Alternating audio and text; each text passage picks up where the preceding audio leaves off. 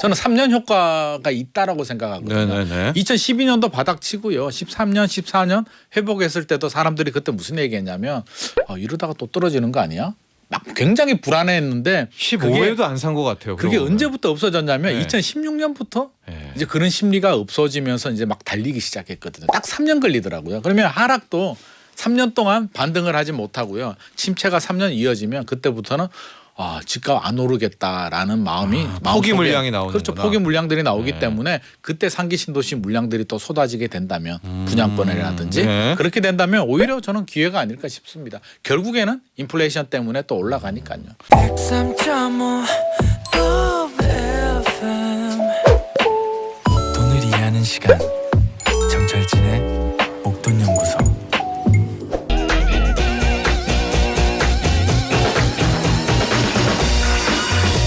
부동산 투자와 내 집 마련에 대한 고민은 늘 있죠. 언제쯤 내 집 마련에 성공할까?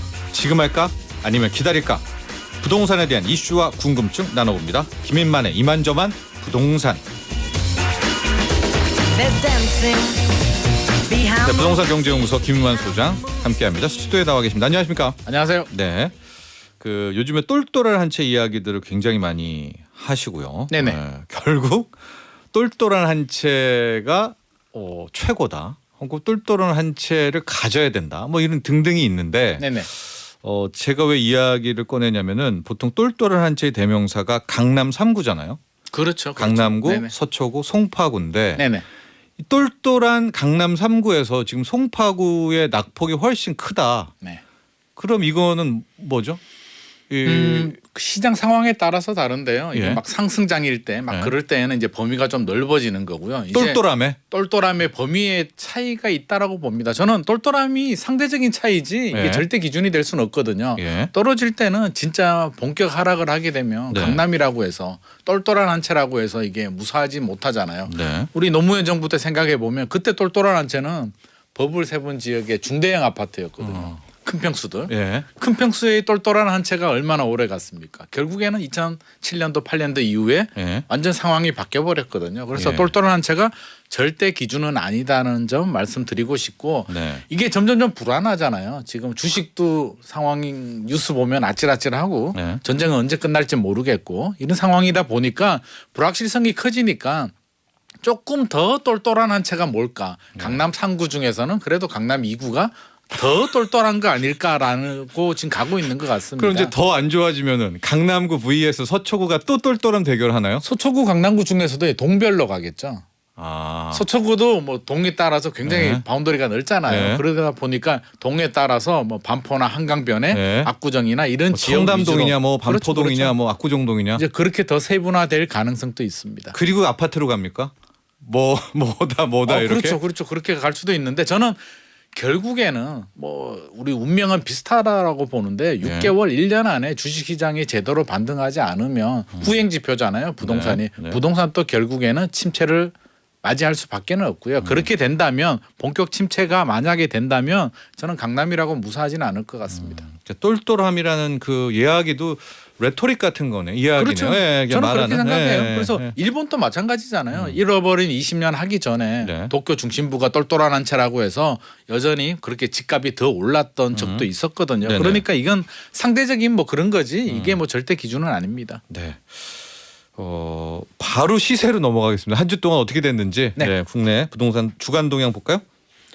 주간 동향 보면은요 이제 KB에서 나오는데 뭐 네. 비슷합니다. 비슷한데 강릉하고 제천하고요 이제 네. 들어올랐던 지역들이 차이가 나는데 저는 하락 지역을 좀 눈여겨보고 싶습니다. 하락 네. 지역 왜 하락 지역에 눈여겨보냐면 뭐 대구는 우리 익히 알고 있습니다. 지금 안 좋으니까 규제 지역도 다 풀렸고 한데 네. 하락 지역에 뭐가 들어갔냐면 서울 동대문구가 들어갔습니다. 네. 마이너스 0.15%. 네. 수원 장안구, 성남 수정구. 뭐 인천은 성남 당연히 들어가고요. 수정구도 그렇죠. 들어왔네요. 성남 수정구도 이제 재개발 네. 지역들이 있기 때문에 계속 네. 강세를 보이던 지역인데 서울도 들어왔고요. 이런 지역들이 10위 안에 그냥 하락이 아니고 하락 10위 안에 들어왔다는 얘기는 이제 이제 불이 드디어 네. 수도권 지역에도 이제 번지고 있구나 하는 생각이 듭니다. 상승률 같은 경우에는 여전히 강릉이 지금 강릉이 굉장히 강합니다. 0.5%고요. 뭐 제천은 0.36%. 지금 강릉 몇 주째 1위인데요? 예, 계속 네. 강릉이 나오고 있고 안동도 있고요. 뭐 네. 날아다니는데 저는 조금 더 지켜봐야 될 게 이제 네. 규제 지역이 풀렸잖아요. 지방에도 안 풀린 지역들도 있고 풀린 지역들도 네. 있는데 규제 지역이 풀린 다음에 나오는 통계를 저는 굉장히 좀 궁금하거든요. 그래서 아마 다음 주 통계가 어떻게 네. 나올지가 굉장히 궁금한데 네. 엄청난 변화가 있을 것 같지는 않고요. 역시 이런 소외됐던 지역들이 지방 위주로 강세를 좀 보이지 않을까 싶습니다. 근데 이제 보도를 저 뉴스를 보면 대구 지역이 풀렸잖아요. 네네. 규제 지역에서 그러면서 이제 부동산 네. 이제 중개업소의 그 전원들이 나오는데 뭐 전화가 뭐 막 몇 배씩 이제 벨이 울렸다. 뭐 이렇게 지금 보도가 나오고는 있는데 네네.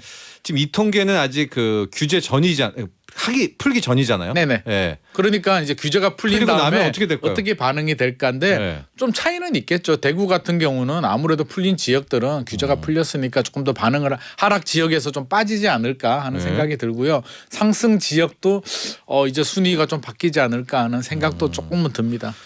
그런데 네. 지금 대출 규제는 확 풀지는 않았잖아요. 안 풀었죠. 예. 네. 그래서 이게 얼마나 효과가 있을까라는 이제 그런 또 의구심도 있는데 무엇보다 7월부터는 DSR 3단계가 이제 시행이 된다. 네. 이거 이제 굉장히 크죠. 이제 왜냐하면 크죠. 우리가 주택담보대출을 받고 집 사니까. 우리가 뭐 생애 최초 우리가 뉴스만 보면은요. 네. 뉴스 헤드라인만 보면 대출 규제 드디어 풀리는구나. 막 풀어주는구나라고 생각하는데 생애 최초가 80%로 풀린 거고요. 나머지는 규제 지역에 따라서 규제 지역이 해제가 되면 좀 풀리겠지만 예. 아닌 지역들은 여전히 견고하게 특히 서울 수도권 지역들은 견고하게 규제가 남아 있고요.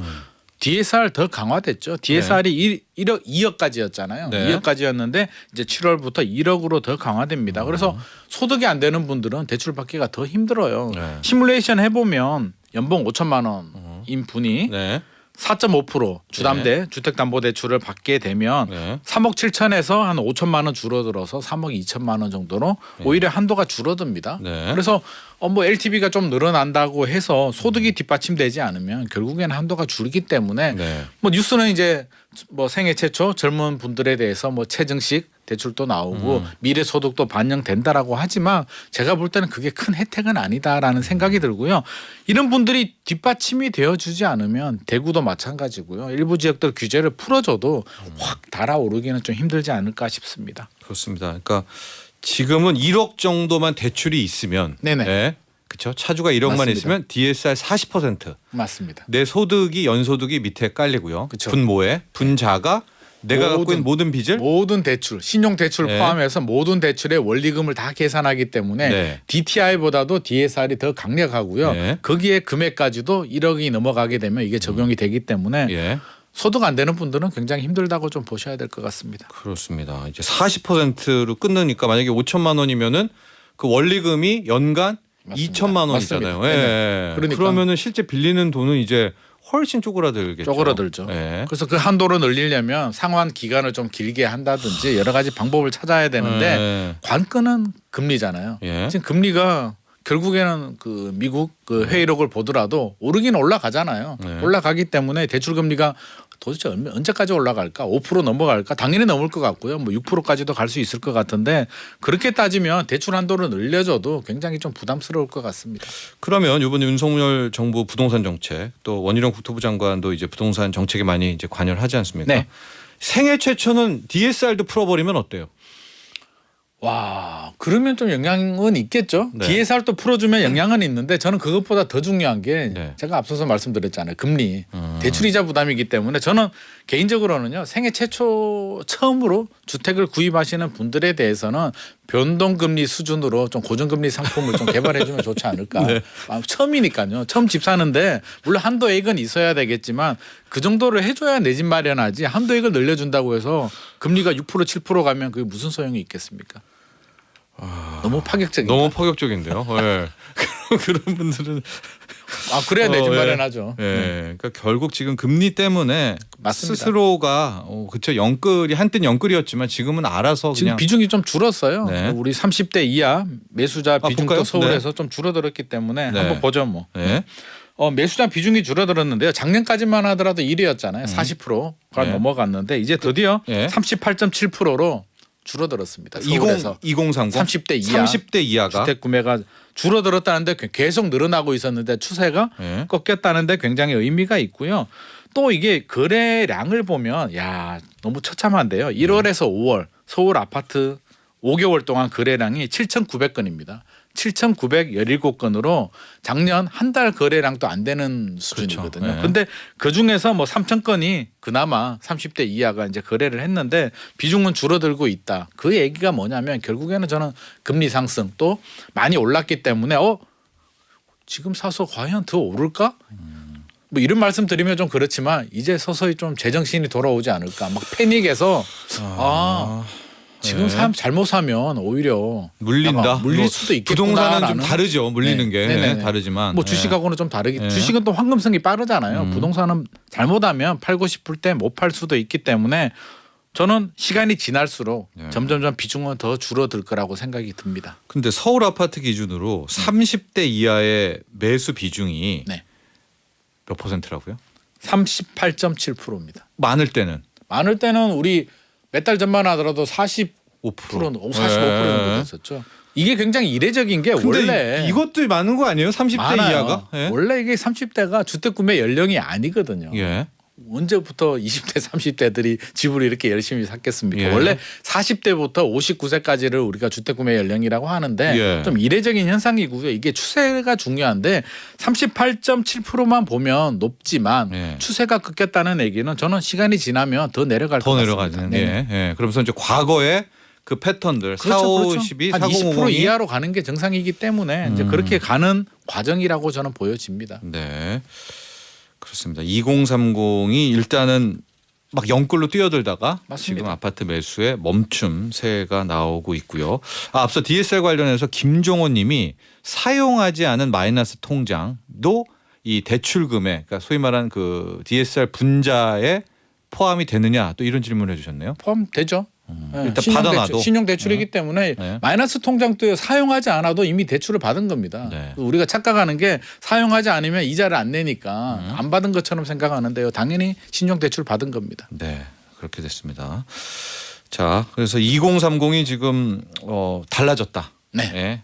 내 집 마련에 대한 시각이 달라졌는지 아니면 너무 금리가 올라서 야, 못 사겠다라고 해서 그냥 포기를 한 건지는 지금 뭐 인터뷰를 해야죠. 그럼 그렇죠. 뭐 예. 봐야 되는데 저는 두 가지 다라고 생각합니다. 포기하신 분들도 있고요. 네. 분위기도 상당히 달라졌습니다. 문의 자체가 저 개인적으로도 문의가 상당히 줄었고요. 작년까지만 하더라도 2030 문의가 굉장히 많았거든요. 야, 네. 집을 사야 되냐. 자금이 부족하다. 어떻게 해야 되냐는 문의가 많았는데 올 상반기는 조금 더 보수적으로 들어갔고요.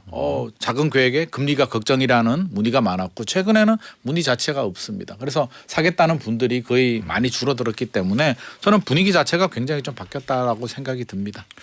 앞서 거래량 관련해서 우리가 서울 아파트가 호황일 때는 한 달에도 뭐 12,000건, 그렇죠. 15,000 까지 네, 갔었죠. 거래가 됐는데 지금 1월부터 5월이 7천여 건입니다. 그러니까 한 달치보다도 좀 못 되는 상황인데 이렇게 네. 되면 지금 부동산 중개업소는 굶어 죽습니다. 엄청 많고 이 목동에도 제가 여기 여기 올 때도 그냥 엄청 나거든요. 다 굶어 죽죠. 그죠? 제 주변에 어떻게 보더라도요. 계시는 저도 거죠? 한 번씩 모니터링 하거든요. 네. 만나기도 하는데 네. 올해 들어서 계약 하나도 못 하셨다는 분들이 상당히 많습니다. 그렇겠죠. 네. 이게 7,000건이면 7,000건이면 중개업소가 몇 개인데 예. 제가 볼 땐 10곳 중에 하나는 계약을 못했기 때문에 10곳 중에 매매를요? 한 곳 정도만 계약을 했기 때문에 작년 한 최근 몇 년 동안 벌어둔 거 가지고 지금 월세 내고 이렇게 버티고 있는데 굉장히 힘들다고 지금 하소연을 많이 하고 있습니다. 네. 앞서 이제 2030의 마음이 뭔가 했는데요. 5847번님이 20대 후반인 제 딸은 5년 안에 집을 안 산다고 집 산다고? 집 산다고 5년 안에 산다고 엄청 열심히 직장을 다니고 있다. 그러니까 살 거야. 그런데 지금은 안 사고 일단 모아둔다. 전략은 마음은 굉장히 있는 좋네요. 거네요. 마음은요. 마음은 누구나 다 있죠. 누구나 네. 있는데 저는 전략이 좋다라고 생각이 드는 게 5년 아니라고 했잖아요. 5년 정도는 저는 굉장히 좋은 전략이라고 생각합니다. 장기적으로는 우리가 화폐 가치, 뭐 인플레이션 네. 생각해 보면 우상향하는 거는 분명한 사실이잖아요. 이건 네. 우리나라뿐만 아니라 미국을 보더라도 100년 동안 통계를 보더라도 반드시 인플레이션 상승분에 대해서는 집값이 반영이 되는 거는 맞는데 지금이냐라고 하면 그 어느 누구도 지금 장담을 하지 못하거든요. 지금이냐. 굳이 지금 해야 되느냐 무리해서. 조금 더 지켜봐도 좋고요. 5년 안에 적어도 금리도 1년, 2년 지켜보면 답 나오겠죠. 금리 그리고 인상도. 이 5년 안이 중요한 게 5년쯤 후에는 3기 신도시 나오잖아요. 그럼요. 상당히 지어졌을 것 같은데. 저는 그때가 예. 기회가 아닐까. 우리 2030들한테는 저는 예. 그때가 진짜 기회라고 생각합니다.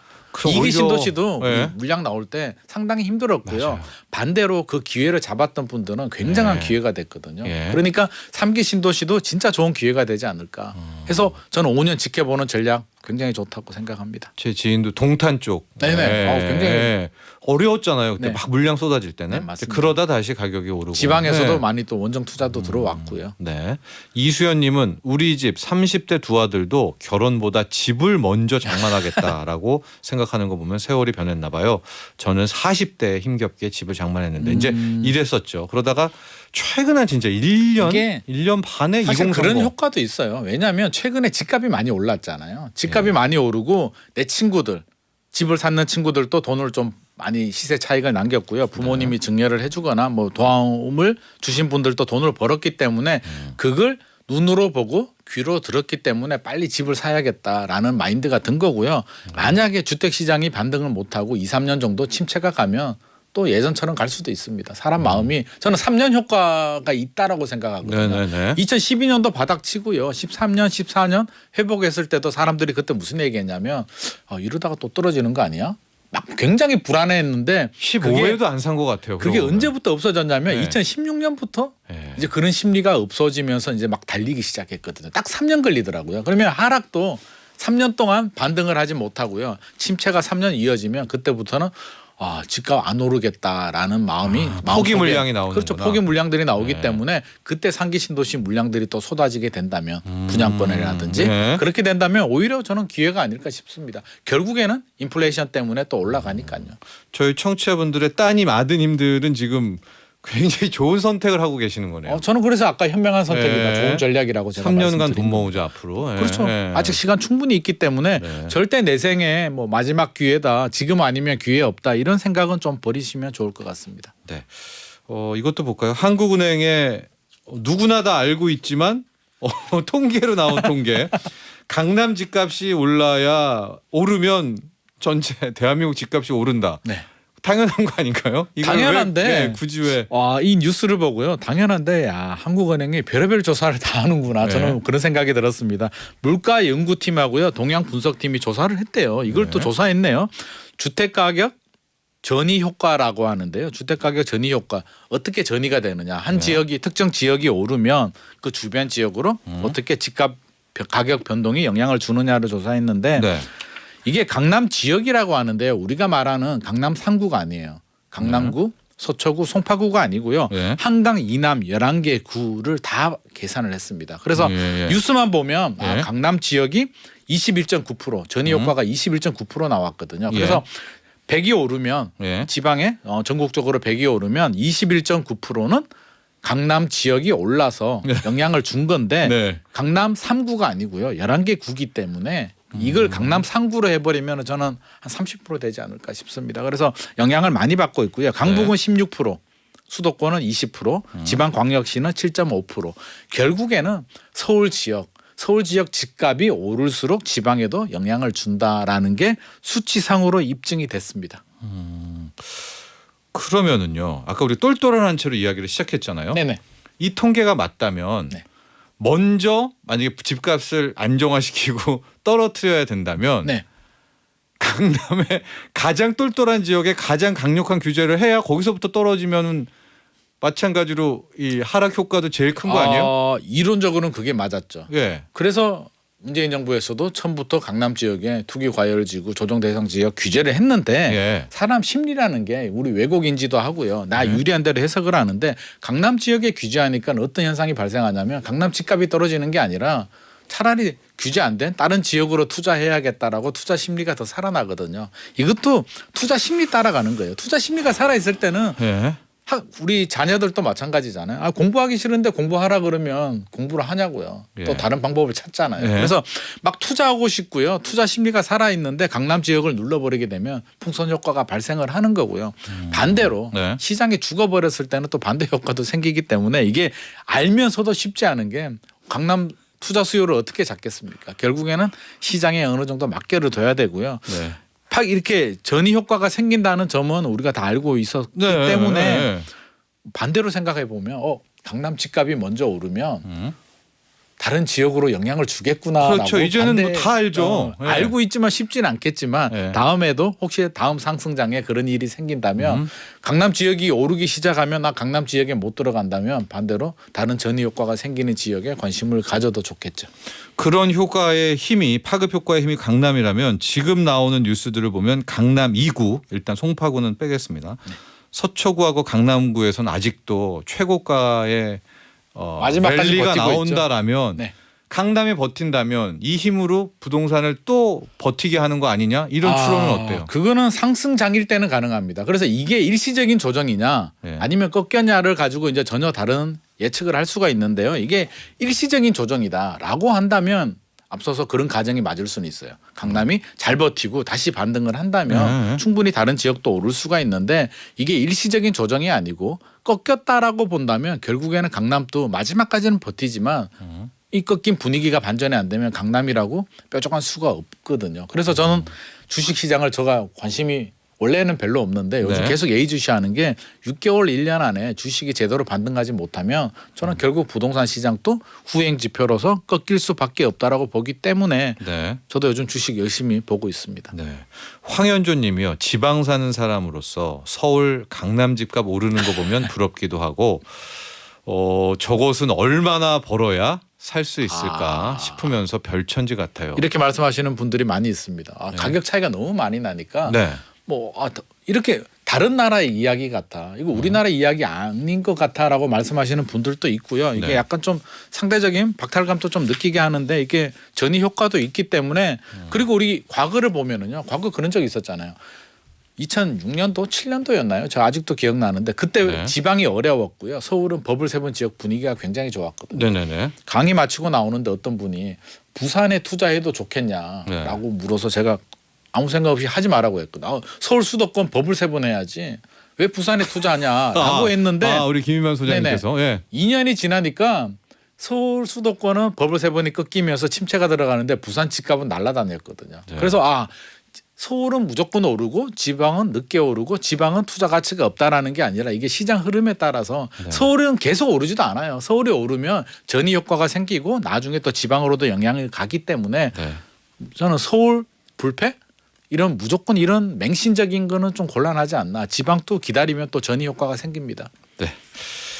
지금 그렇다는 건 아니고요. 오늘 여기까지 하겠습니다. 예. 네네. 감사합니다. 네. 부동산 경제연구소 김인만 소장과 함께했습니다. 나도 부자 되고 싶어서 라디오를 켰어. 정확하고 철저한 정철진의 목돈 연구소.